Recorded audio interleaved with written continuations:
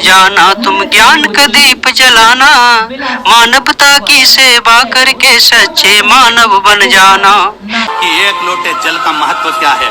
घर के बच्चे बच्चे के हाथ में एक लोटा पकड़ाओ और उससे कहो कि तू जल चढ़ा के आ।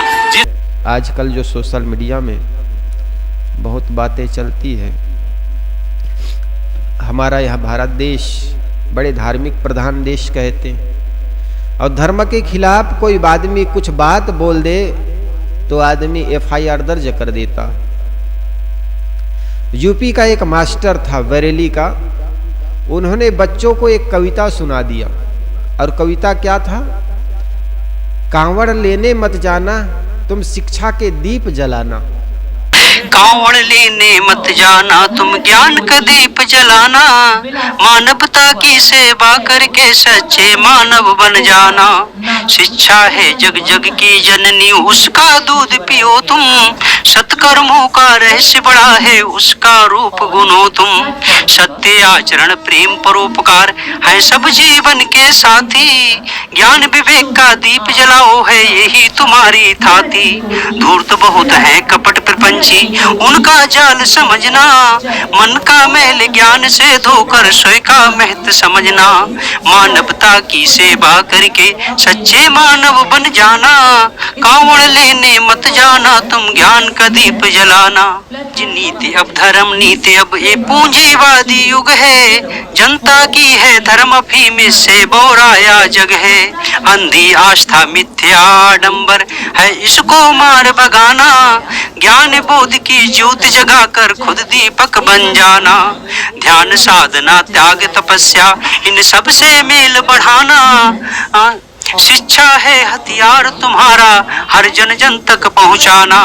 कांवड़ लेने मत जाना, तुम ज्ञान का दीप जलाना, मानवता की सेवा करके सच्चे मानव बन जाना। पंडा पुरोहित नेता पूंजीपतियों की चालों को जानो, ये सब पलते हैं षड्यंत्रों पर इसको तुम पहचानो। ईश्वर के मिथ्या सुख की ये तुमको राह दिखाते, धर्म संकट है बहुत बड़ा जन जन तक भ्रम फैलाते। खुद के बच्चे पढ़े विदेशों में तुम कांवड़ लेने जाओ, घर में जो संचित धन रखा ना उसको व्यर्थ बहाओ। मत फंसना उनकी बातों में, तुम खुद के दीप जलाना, कांवड़ लेने मत जाना, तुम ज्ञान के दीप जलाना। मानवता की सेवा करके सच्चे मानव बन जाना, कांवड़ लेने मत जाना, तुम ज्ञान का दीप जलाना। कांवड़ ढोकर कोई वकील DMSP नहीं बना है, कांवड़ जल से कोई बनिया हाकिम वैद नहीं बना है। कांवड़ से बुद्धि विवेक का तनिक विकास न होगा, भांग धतूरा गांजा सुल्फा मद से कोई उद्धार न होगा। जाति धर्म का नशा छोड़कर स्वयं कल्याण करो तुम, शिक्षालय पुस्तकालय में पढ़ ज्ञान प्रगाढ़ करो तुम। सत्य कर्मों से मानव सेवा कर प्रेम का दीप जलाना, कांवड़ लेने मत जाना, तुम ज्ञान का दीप जलाना। मानवता की सेवा करके सच्चे मानव बन जाना, कांवड़ लेने मत जाना, तुम ज्ञान का दीप जलाना। अंधविश्वास में पड़े बच्चों को वो शिक्षित कर रहे थे कि बेटो ऐसे करने से क्या होगा। आज दुनिया में जो भी डॉक्टर मास्टर इंजीनियर SDM जो बनते हैं वो शिक्षा के अलख जगाकर बने, स्कूल में जाकर के पढ़ाई करने से बने। इसलिए तुम कांवड़ लेने मत जाना, बल्कि शिक्षा का अलख जगाना। और कहा जाता है उस शिक्षक पर FIR दर्ज हो जाता। जरा सोचने जैसा विषय। अरे FIR दर्ज तो उस व्यक्ति का पर करना चाहिए जो समाज को अंधविश्वास की ओर ले जाए। जो आदमी कहे कि शिवलिंगी में पानी डालो, विद्यालय की कोई जरूरत नहीं, 21 दिन तक तुम बेल पत्र और शहद चढ़ाओ और तुम्हारे बच्चे पास हो जाएंगे, ऐसे जो व्यक्ति कहे उन पर FIR दर्ज होना चाहिए। भगवान इतना दे देता। कर्जा ले, एक बार आपको समझ में आ गया कि एक लोटे जल का महत्व क्या है। घर के बच्चे बच्चे के हाथ में एक लोटा पकड़ाओ और उससे कहो कि तू जल चढ़ा के आ। जिस घर का बच्चा एक लोटा जल हाथ में पकड़कर शंकर को चढ़ाना चालू कर देता है, उस घर के बच्चे को किसी बैंक में खड़े होकर हाथ जोड़कर लोन लेने की जरूरत नहीं पड़ती, भगवान इतना दे देता। कर्जा ले, लेकिन उस पर कोई बात ही नहीं। और जो शिक्षा की अलख जगाने की बात कहे उस पर FIR दर्ज होता है। हमारा देश कहां जा रहा है?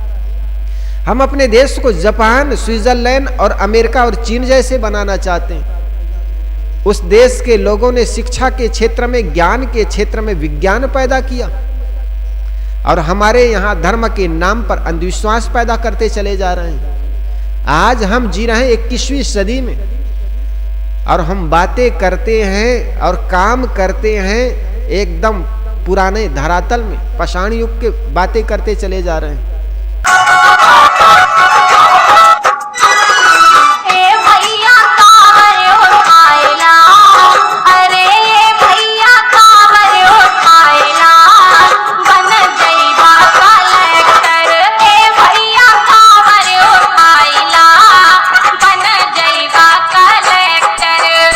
प्रधानमंत्री नरेंद्र मोदी जाकर के जापान के पास हाथ फैलाना था कि हमें गुजरात में बुलेट ट्रेन चलानी है, कुछ सहयोग कर दीजिए। हमारे पास राफेल जैसे विमान नहीं था, लड़ाकू विमान नहीं था। हम जाकर फ्रांस देश के शासक के पास हाथ फैलाए कि हमें लड़ाकू विमान दे दीजिए, बेच दीजिए। आज 21वीं सदी में भी हम औजार नहीं बना पाए। आज 21वीं सदी में भी हम पैसे मांगने के लिए जाते हैं, जापान जैसे लोगों के पास सहयोग मांगने के लिए जाते हैं। हम बातें तो करते हैं विज्ञान और ज्ञान की, लेकिन काम करते हम अंधविश्वास की ओर। ऐसी बातें देख करके मुझे ख्याल आता है, एक विद्वान ने कहा था कि जब यह देश किसी धार्मिक हाथों के हाथ पड़ जाएंगे, ये देश के ST, SC और OBC के लोगों को जीना हराम हो जाएगा।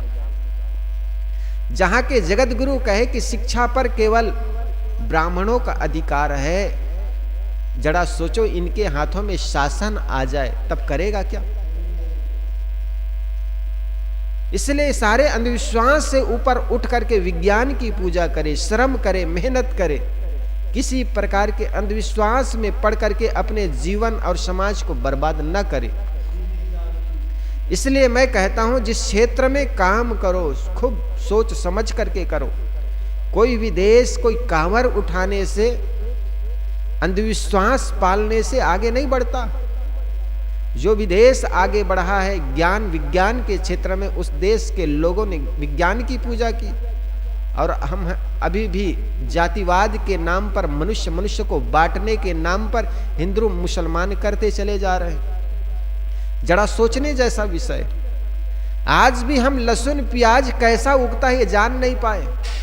एक तथाकथित संत कह रहे थे कि प्याज और लहसुन कुत्ते के अंडकोश से पैदा हुआ। जरा सोचिए, इनको जाकर के किसानों से पूछना चाहिए, या किसान के खेत में जाकर के पूछना चाहिए कि प्याज उगा कैसे। प्याज और लहसुन खाना चाहिए या नहीं खाना चाहिए? वो जमीन में उगता है, जैसे आलू उगते हैं, मूली उगता है, वैसे ही।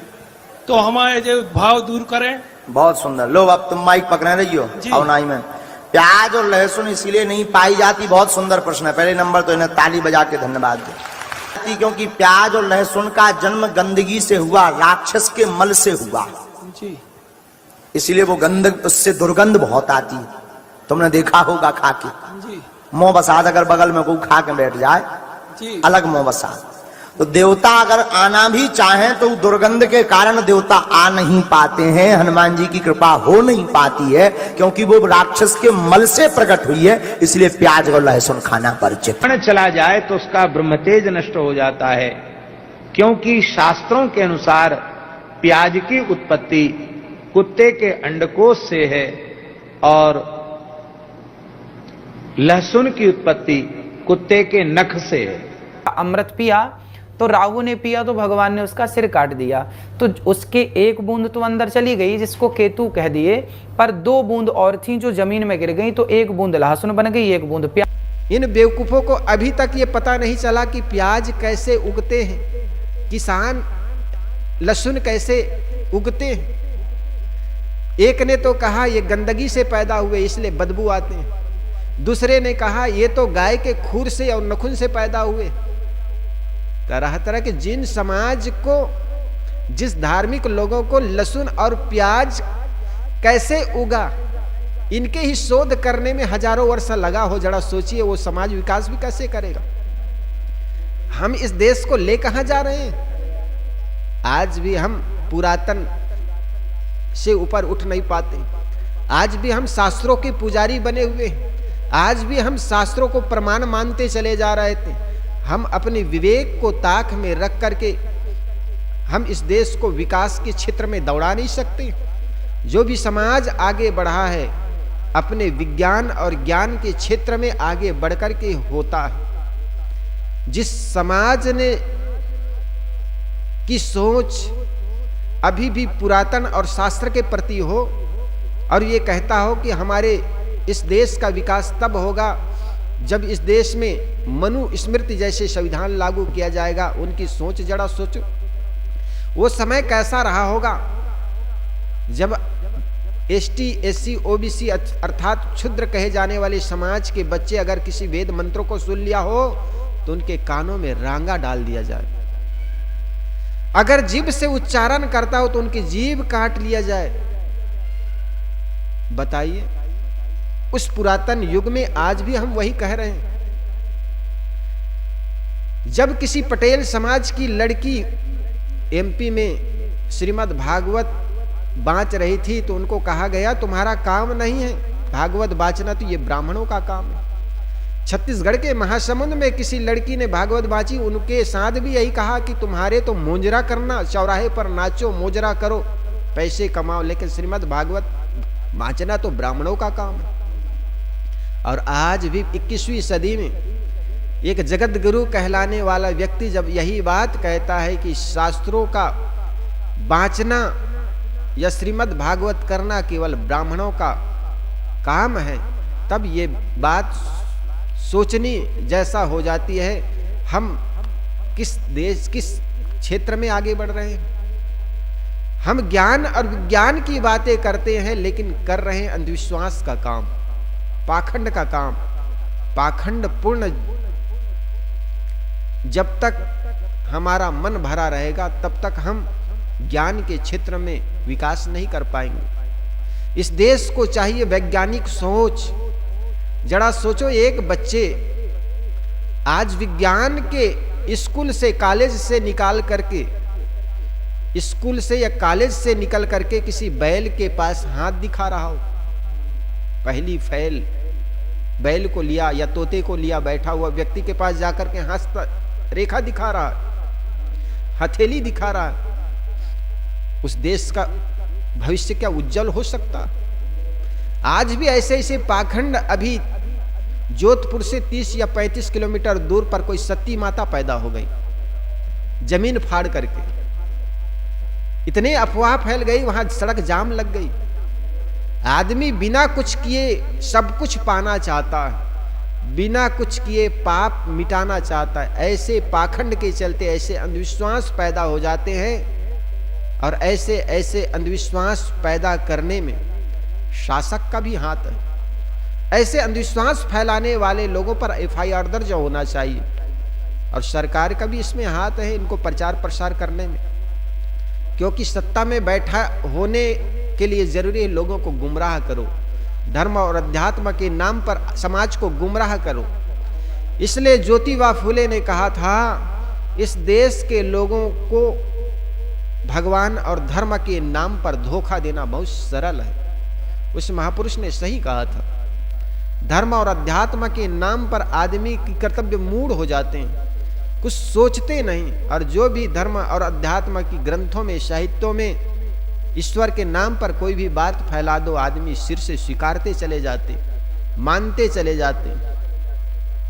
इस देश का विकास करना है, इस देश को विकसित क्षेत्र बनाना है, तो निश्चित हमें ज्ञान और विज्ञान की पूजा करना है।